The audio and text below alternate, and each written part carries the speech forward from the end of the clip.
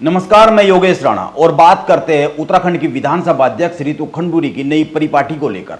रितु खंडूरी आजकल चर्चा में रहती है और कई लोगों का यह भी कहना है कि वो खुद को चर्चा में बनाए रखना चाहती भी है। इसमें कोई बुराई नहीं है, राजनीति में चर्चा में रहना बहुत ही जरूरी है, लेकिन सवाल यह है कि आखिर इसके पीछे क्या कोई मकसद भी है। यह बहुत ही महत्वपूर्ण सवाल है क्योंकि इस सवाल के इर्द गिर्द उत्तराखंड की राजनीति में कई सारी चर्चा है। कई लोग इसके पीछे कुछ निहितार्थ भी निकाल रहे हैं, इसीलिए आइए इस पर बात करते हैं। सबसे पहले आप कुछ बातों पर गौर कीजिए। विधानसभा अध्यक्ष रितु खंडूरी ने विधानसभा में गलत तरीके से नौकरी पाए 250 लोगों को नौकरी से हटा दिया। रितु खंडूरी विधानसभा परिसर का औचक निरीक्षण करती है और संदेश देती है कि लापरवाही बर्दाश्त नहीं की जाएगी। यह कल की ही बात है। वो उत्तराखंड के मुख्य सचिव और डीजीपी के साथ बैठक करती है और संदेश दिया जाता है कि प्रदेश में कानून व्यवस्था सर्वोच्च प्राथमिकता में है। यह भी कल की ही बात है। इसके अगले ही दिन यानी आज वो विधानसभा में अफसरों के साथ बैठक करती है और संदेश दिया जाता है कि कार्मिकों की हीला हवाली हरगिज बर्दाश्त नहीं की जाएगी। यानी बार बार संदेश दिया जा रहा है कि विधानसभा अध्यक्ष के तेवर बहुत ही कड़े हैं। इसीलिए मैं कह रहा हूं कि यह जो विधानसभा अध्यक्ष रितु खंडूरी की नई परिपाटी है, क्या इसके कोई मायने भी है? इसको समझने के लिए आइए कुछ बातों पर गौर करते हैं। बात को थोड़ा सा पीछे से शुरू करते हैं, कुछ दिन पहले से शुरू करते हैं और 12 अक्टूबर को होने वाली कैबिनेट की बैठक जो आने वाले समय में होने वाली है, कुछ ही दिन में होने वाली है, 2-3 दिन में ही, उस तक बात को लेकर जाते हैं। आप याद कीजिए, जब विधानसभा में बैकडोर नियुक्तियों का मामला उठा तो रितु खंडूरी शुरू में कई दिनों तक इस पर कुछ नहीं बोली थी। उनका कोई बयान सामने आया नहीं था। वो देहरादून के बाहर थी। हालांकि बाद में यह बताया गया कि वो दिल्ली में रहकर इस पूरे मामले पर कुछ कानून के जानकार और पार्टी के ही कुछ खास लोगों से बातचीत कर रही थी।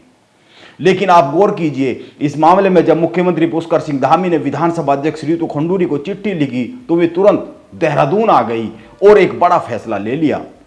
उन्होंने एक 3 सदस्यीय समिति का गठन किया, विशेषज्ञ समिति का गठन किया। इसके बाद समिति की रिपोर्ट समय से पहले ही आ गई और विधानसभा में नौकरी कर रहे करीब 250 लोगों की नौकरी चली गई।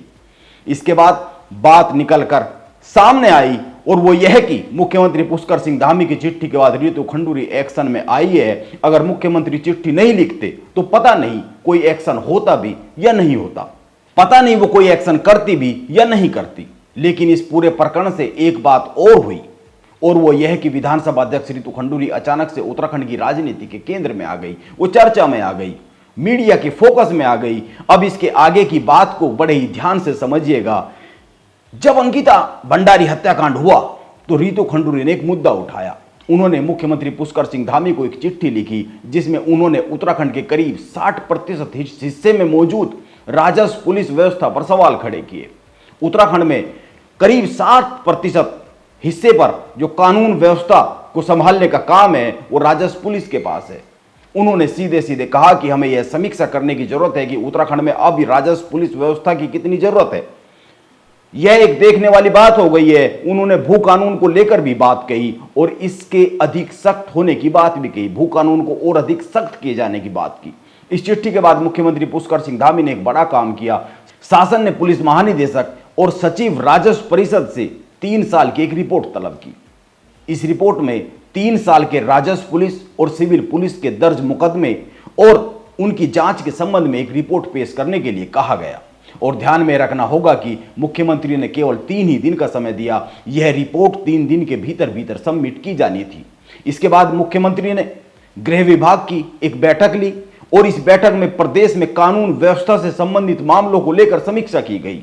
इसके बाद एक बड़ा फैसला लिया गया और फैसला यह है कि उत्तराखंड में जिन हिस्सों में अधिक व्यावसायिक गतिविधियां हैं और जिन क्षेत्रों में अपराध बढ़ता हुआ दिख रहा है और जिन क्षेत्रों में पर्यटन को लेकर अधिक गतिविधि है, उन क्षेत्रों को राजस्व पुलिस से हटाकर रेगुलर पुलिस को सौंपा जाए।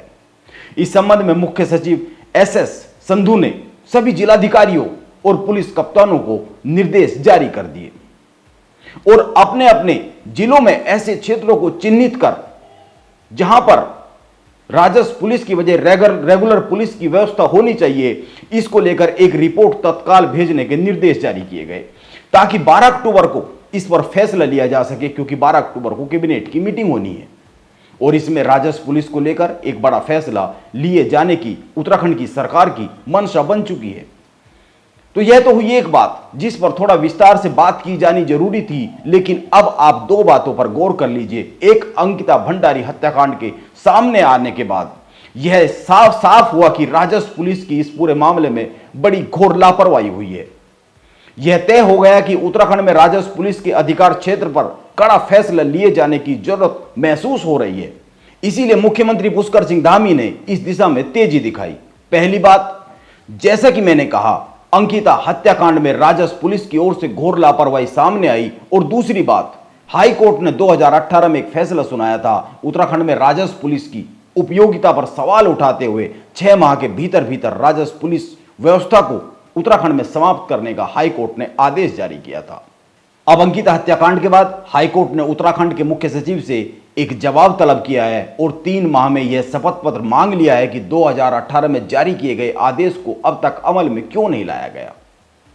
अब इन दो बातों से साफ जाहिर हो जाता है कि मुख्यमंत्री पहले ही राजस्व पुलिस के मामले पर गंभीर हो चुके थे, शासन गंभीर हो चुका था।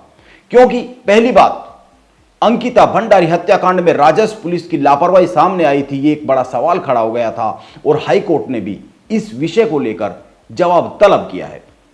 और हाईकोर्ट के जवाब तलबी के बाद यह तय ही हो गया कि इस पर कोई सख्त फैसला लिए ही जाना है। लेकिन आप एक बात पर गौर कीजिए और वो यह है कि कल विधानसभा अध्यक्ष रितु खंडूरी के ऑफिस की ओर से 2 विज्ञप्ति मीडिया को जारी की गई।